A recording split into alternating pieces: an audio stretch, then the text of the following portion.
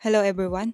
Welcome back to my channel. I'm Engineer Kim, a registered mechanical engineer and a freelance designer. So this is the part 2 of our spiral slider ball mechanism project. In part 1, ginawa natin yung mga individual parts, the spiral track, bowl, and the ball. And today, exciting part na tayo. I-assemble na natin lahat and then we'll perform a motion study analysis to simulate how the ball moves along the spiral path. First, open a new assembly file in SolidWorks. Insert the spiral track, right-click on it, then select Fix. Since ito ang magiging base reference ng ating assembly. After that, add the bowl sa dulo ng spiral. Use concentric mate para perfect alignment sa end ng spiral path. Make sure tama ang level. Dapat smooth ang transition ng bowl pagpasok. Now, let's insert the ball. Click Insert Components, then select your ball. Position the ball sa upper part ng spiral track. Dito siya magsimula mamaya sa motion simulation. For now, wag mo munang i-fix o i-mate directly kasi kailangan natin na free body siya para gumalaw under gravity. Pero, para stable muna, pwede mong i-adjust ng konting above the spiral surface. Just slightly touching it para simulation start point. Double check the ball size relative sa spiral track.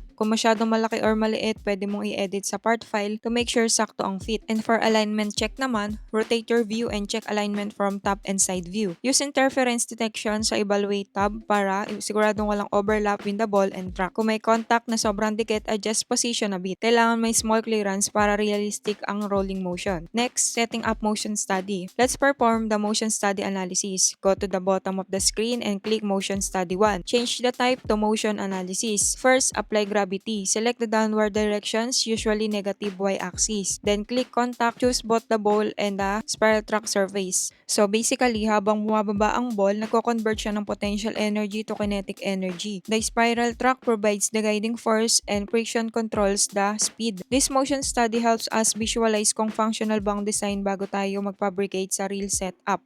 And that's it for today's video. Na-assemble na natin ng spiral slider ball mechanism. If you learned something today, don't forget to follow, like, and subscribe. Once again, I'm Engineer Kim. Thank you for watching and God bless everyone. See you on my next vlog. Bye-bye!